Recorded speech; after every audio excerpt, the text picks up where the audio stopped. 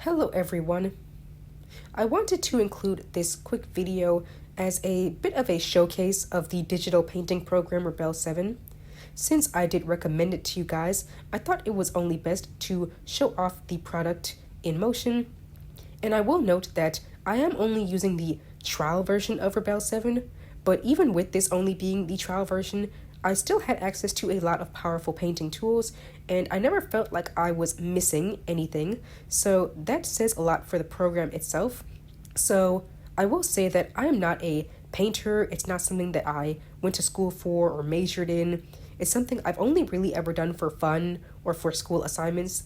So for me, it was just a bit of a learning curve, having to get back into the swing of things and learning the difference between how you would approach a watercolor painting and an acrylic painting, and even a mixed medium using both.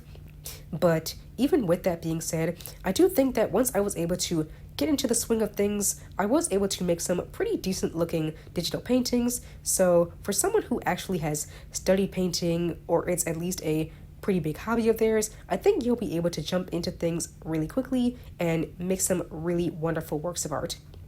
So what you just saw on screen was my attempt at recreating Vincent van Gogh's The Starry Night, and it really didn't turn out too well because I tried to do it in a more abstract way where I was trying to essentially just create shapes from colors and have that all come together into a recreation of the work, but it didn't turn out too well since, like I said, this wasn't really my specialty, and I thought that I was approaching it in the best way, but it really wasn't. So what you're seeing now is my second attempt at a recreation of this painting, and I think it turned out much stronger because I had a tutorial that I was using to guide me through the process, which really helped me out, and I essentially just painted it as it appears. I didn't try to just create shapes and forms with colors, since that isn't my strong suit, and I think that work turned out to be much stronger.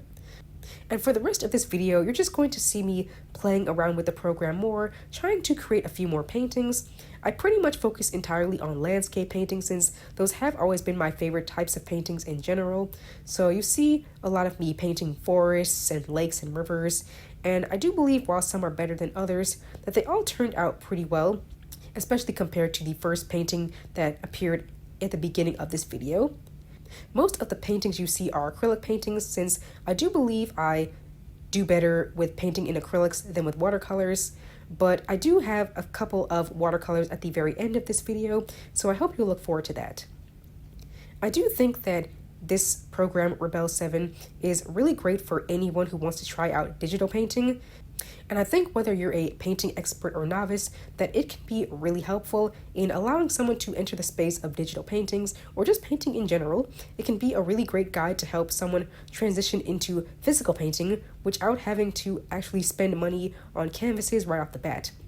So even if anything, I recommend this program as a great resource that you can use for anyone who has a passion in painting and wants to do more with it.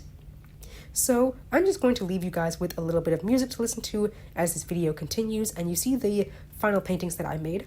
I hope you guys really enjoyed this showcase of Rebelle7 and that you will consider checking it out. I will be including a link for Rebelle7 as well, so you guys can look into it if it really interests you. Thank you!